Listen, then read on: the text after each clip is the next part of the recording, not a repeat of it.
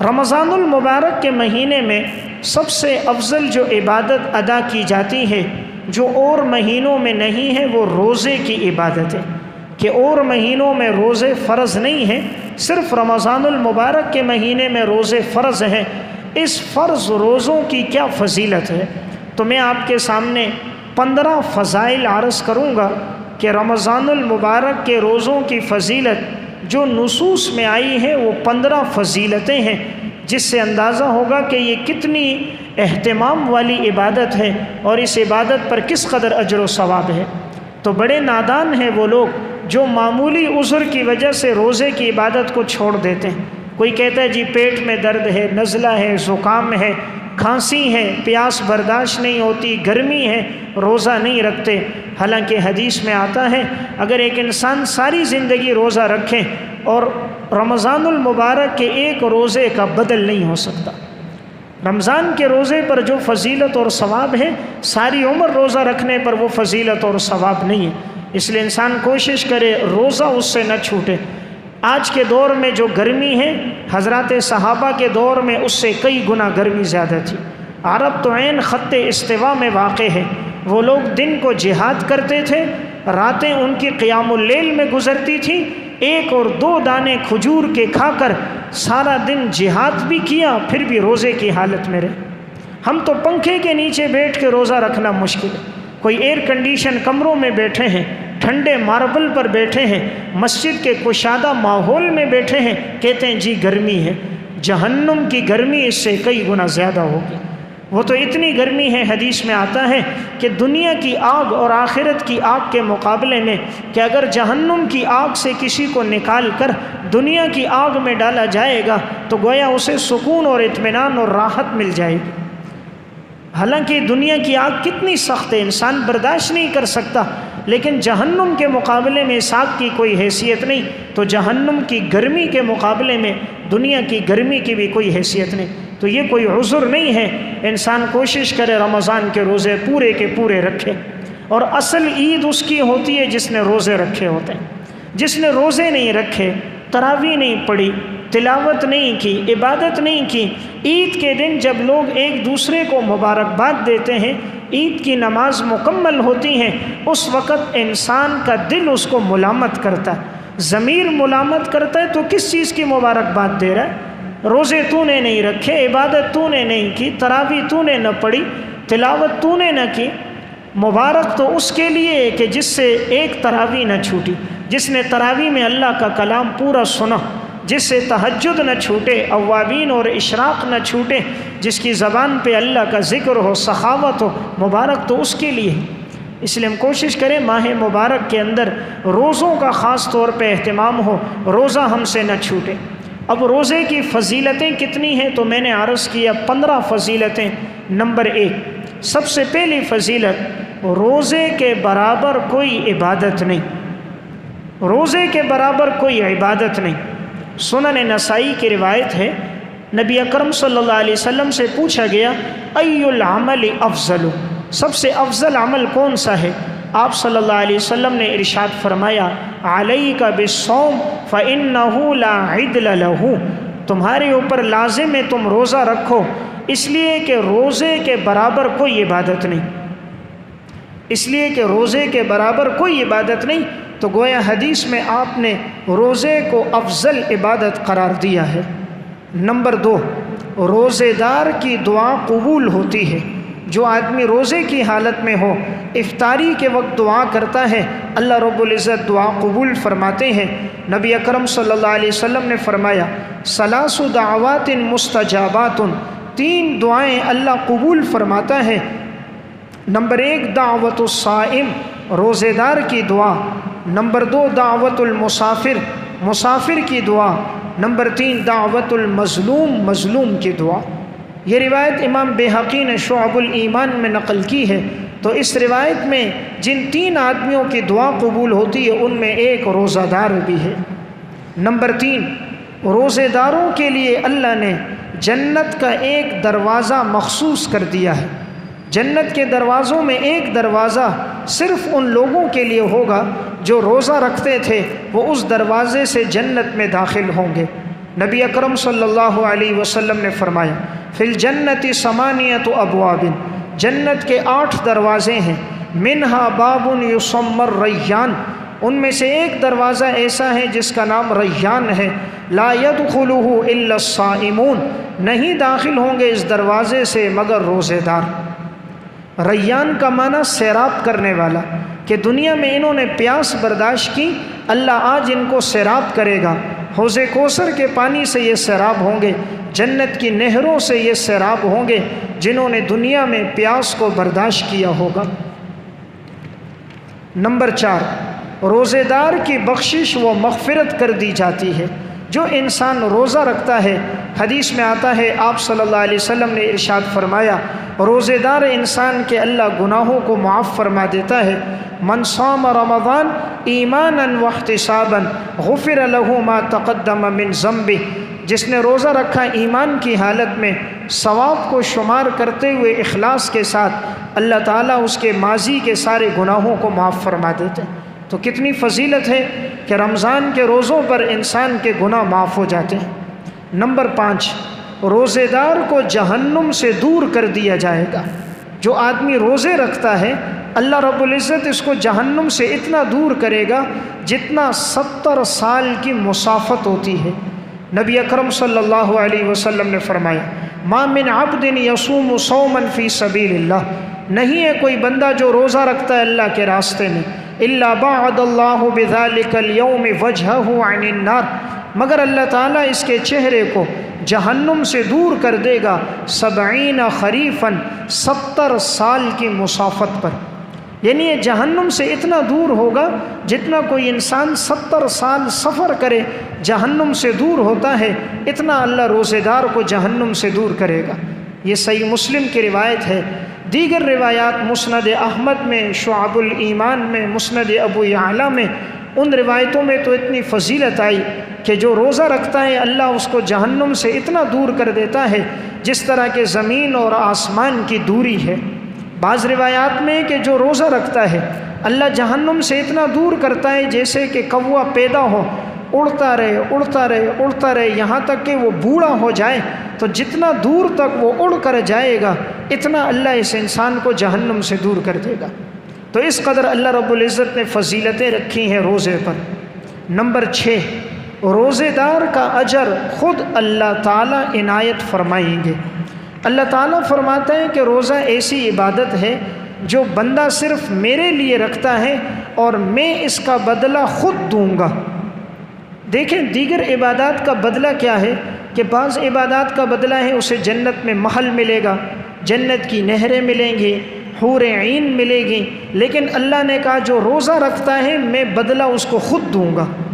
نبی اکرم صلی اللہ علیہ وسلم نے ارشاد فرمایا، کل عمل ابن آدم یضاعف، انسان کے ہر عمل کے اجر و ثواب کو بڑھایا جاتا، الحسنۃ بعشر امثالها الی 700 ضعف، اور انسان کے ہر عمل کا ثواب 10 گنا سے لے کر 700 گنا تک ہوتا ہے۔ قال اللہ تبارک و تعالی الا الصوم، اللہ رب العزت نے فرمایا سوائے روزے کے، فَإِنَّهُ لِي، اس لیے کہ بندہ روزہ میرے لیے رکھتا ہے، وَأَنَا أَجْزِي بِهِ، اور میں ہی اس کا بدلہ اس کو دوں گا۔ يَدَعُ شَهْوَتَهُ وَطَعَامَهُ مِنْ أَجْلِي، وہ میری وجہ سے کھانے کو چھوڑتا ہے، خواہشات کو چھوڑتا ہے، اللہ فرماتا ہے اس کا بدلہ میں دوں گا۔ دیکھیں روزے کا پتہ کسی اور کو نہیں چلتا، لیکن دیگر عبادات میں ریاکاری ہو سکتی ہے، روزے میں ریاکاری نہیں ہے۔ آپ نے روزہ رکھا ہے صرف آپ کو پتہ ہے، کسی اور کو پتہ نہیں چلتا۔ پھر روزے میں انسان لوگوں کے سامنے نہ کھائے، لیکن گھر جا کر فریزر موجود ہے، بند کمرہ ہے، دیکھنے والا کوئی نہیں، گرمی کی شدت ہے، ٹھنڈا پانی موجود ہے، لیکن وہ پانی نہیں پیتا صرف اللہ کے ڈر کی وجہ سے۔ تو یہ روزہ انسان صرف اللہ کے لیے رکھتا ہے، ورنہ مخلوق تو کوئی نہیں دیکھ رہی، بند کمرے میں کون اس کو دیکھ رہا ہے؟ اگر وہ پانی پی لے لوگ تو روزے دار سمجھیں گے، لیکن چونکہ انسان صرف اللہ کے لیے رکھتا ہے اس لیے اللہ نے کہا اس کا بدلہ میں خود دوں گا۔ کسی اور عبادت پر یہ فضیلت نہیں جو روزے پر فضیلت ہے۔ دیگر عبادات میں ریاکاری ہو سکتی ہے، روزے میں ریاکاری نہیں ہوتی، یہ صرف اللہ کے لیے ادا ہوتا ہے۔ اور روزہ ایسی عبادت ہے کہ آج تک کسی بھی غیر مسلم نے اپنے معبودوں کے لیے نہیں کی۔ دیکھیں وہ اپنے معبودوں کے نام پہ نظر و نیاز تو کرتے تھے، غیر اللہ کو سجدہ کرتے تھے، غیر اللہ کی عبادت کرتے تھے، جھکتے تھے، پیشانی رگڑتے تھے، لیکن روزہ نہیں رکھتے تھے۔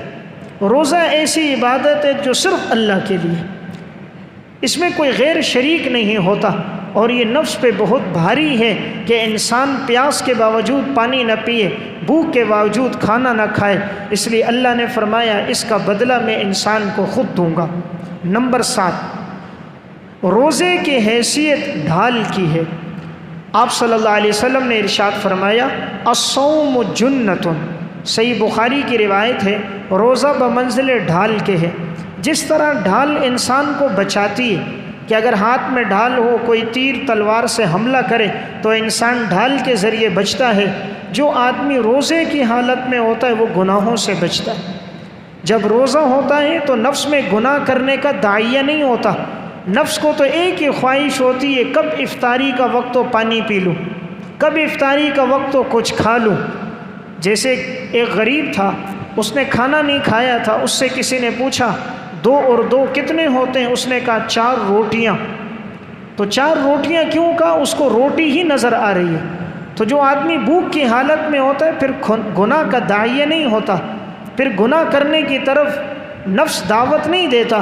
انسان کی یہی فکر ہوتی ہے افطاری کا وقت ہو، میں کچھ پانی کے گھونٹ پی لوں تاکہ پیاس دور ہو جائے۔ تو یہ ایسی عبادت ہے جو ڈھال ہے، انسان کو گناہوں سے بچاتی ہے۔ نمبر 8، روزے دار کو دنیا اور آخرت دونوں کی خوشیاں ملیں گی۔ جو روزہ رکھے گا اللہ دنیا کی خوشی بھی اس کو دے گا اور اللہ آخرت کی خوشی بھی اس کو دے گا۔ نبی اکرم صلی اللہ علیہ وسلم نے ارشاد فرمایا للصائم فرحتان، روزے دار کے لیے خوشی کے 2 موقع ہیں۔ فرحۃ عند فطرہ، ایک خوشی کا موقع ہے جب وہ افطاری کرتا ہے، وفرحۃ عند لقاء ربہ، اور ایک خوشی کا وقت ہوگا جب وہ اپنے رب سے ملاقات کرے گا۔ دیکھیں انسان کو 2 خوشیاں ہوتی ہیں، ایک جس وقت وہ افطاری کرتا ہے نا خوش ہو جاتا ہے، اس لیے جب مغرب کی نماز کے لیے آتے ہیں حشاش بشاش ہوتے ہیں، مسکراتا ہوا انسان آتا ہے، راستے میں جو ملتا ہے خندہ پیشانی سے ملتا ہے، افطاری کے وقت دل بڑا خوش ہوتا ہے، تو اللہ دنیا میں بھی بدلہ دیتا ہے، اور جب اللہ سے قیامت کے دن انسان ملے گا تو آپ نے فرمایا اللہ آخرت میں بھی بدلہ دے گا۔ تو یعنی یہ وہ عبادت ہے جس کا بدلہ دنیا میں بھی ہے اور جس کا بدلہ آخرت میں بھی ہے۔ نمبر 9، روزے دار کے منہ کی بو اللہ کو مشک سے زیادہ پسند ہے۔ انسان جب روزہ رکھتا ہے تو معدے سے ایک بو اٹھتی ہے، اب بظاہر بعض لوگ اس کو بدبو کہتے ہیں، اللہ کے ہاں یہ بدبو نہیں ہے، اللہ کو یہ بو اتنی پسند ہے کہ مشک اور عنبر سے زیادہ اللہ کو پسند ہے۔ نبی اکرم صلی اللہ علیہ وسلم نے ارشاد فرمایا لخلوف فم الصائم اطیب عند اللہ من ریح المسک، روزے دار کے منہ سے جو بو اٹھتی ہے یہ اللہ کو مشک اور عنبر سے زیادہ پسند ہے۔ تو دیکھیں آج ہم خوشبو لگاتے ہیں ہمارے جسم سے خوشبو آئے، اللہ فرماتا ہے اگر تمہارے معدے کی بدبو بھی ہو لیکن چونکہ وہ میرے لیے ہے تو یہ بدبو مجھے مشک اور عنبر سے زیادہ پسند ہے۔ تو اس لیے جو روزے دار ہوتا ہے اللہ اس کے جسم سے خوشبو جاری کر دیتا ہے۔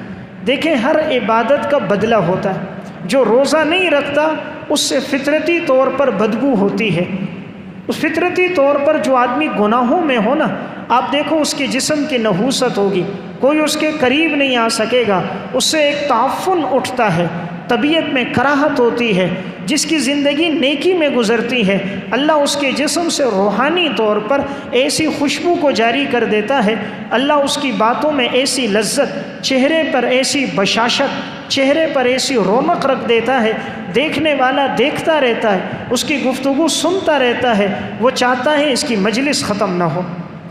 گناہ کا بھی ایک وبال ہے، نیکی کا بھی ایک بدلہ ہے۔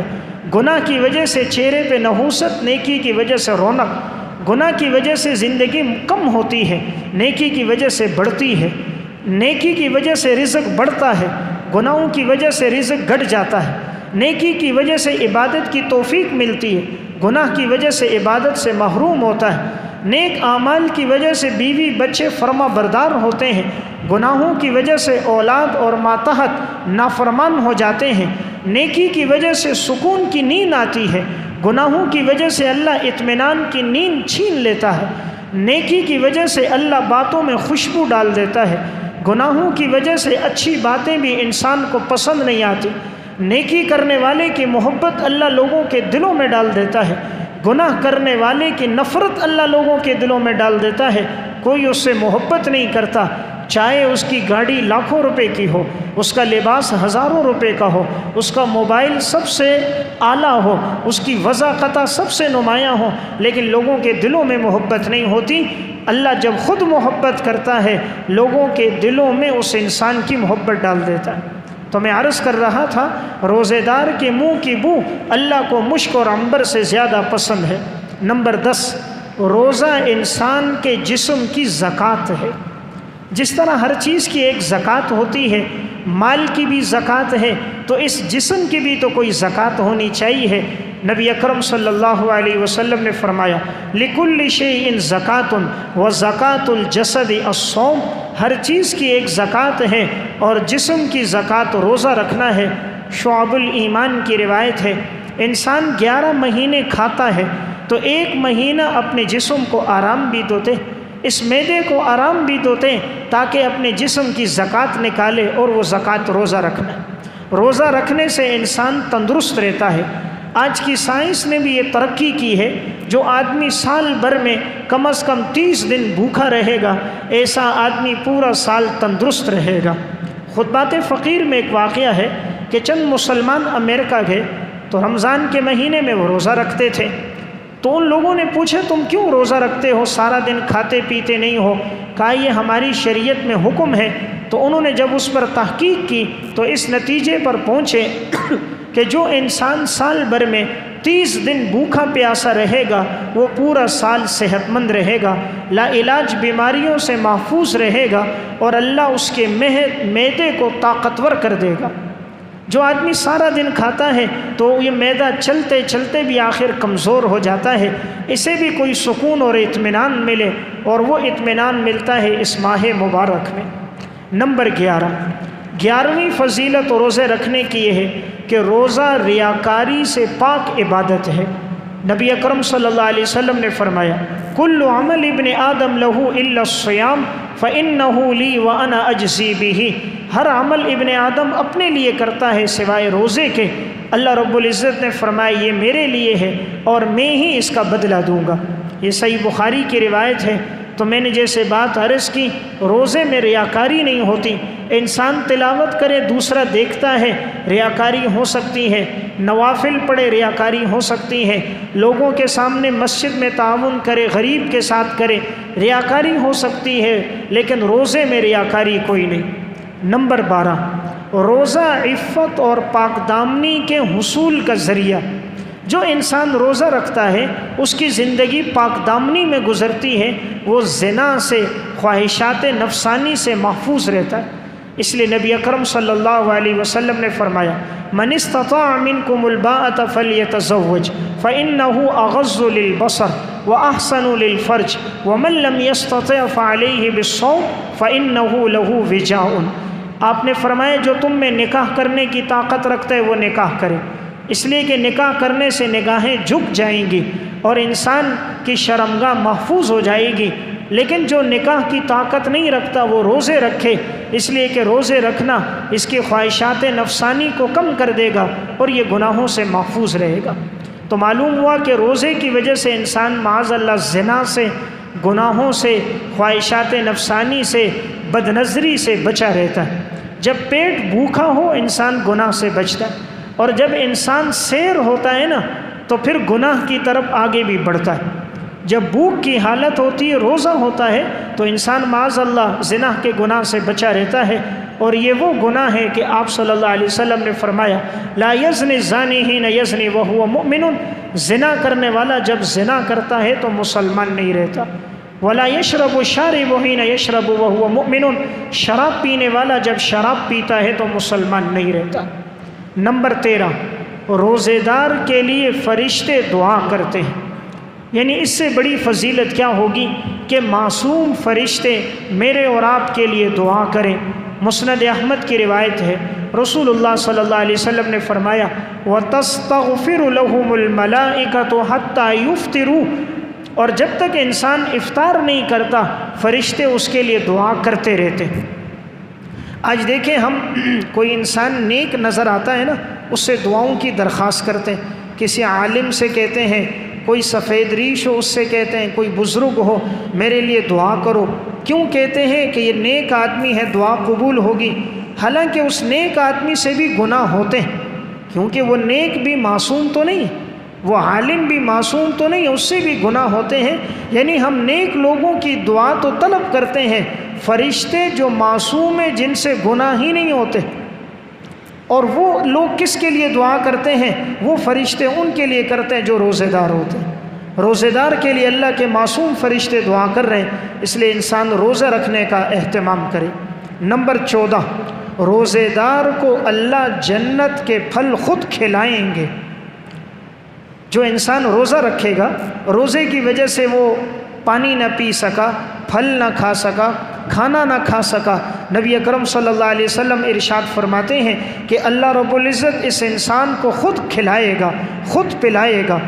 دیکھیں اس سے بڑی فضیلت کیا ہے۔ حدیث میں آتا ہے من منعہ الصیام من الطعام والشراب،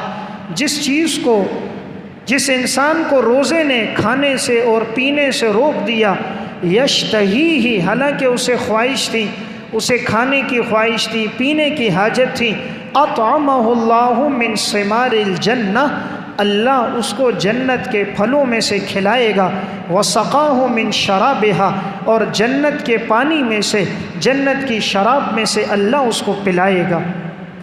شعب الایمان کی روایت ہے، دیکھیں آج اگر کوئی نیک آدمی ہمیں گلاس میں پانی دے دے، کوئی متقی پرہیزگار آدمی ہمیں کھانا ڈال کر پیش کرے، ہم کتنے خوش ہوتے ہیں، فلاں نے مجھے پانی پیش کیا، فلاں ڈی ایس پی، فلاں ڈی آئی جی، فلاں گورنر، فلاں مسجد کے امام صاحب نے مجھے کھانا کھلایا، مجھے کھانا پیش کیا۔ جس کو خود خدا کھلائے، جس کو رب العالمین کھلائے، جس کو رب السماوات والارض کھلائے، اس کا کیا مقام ہے؟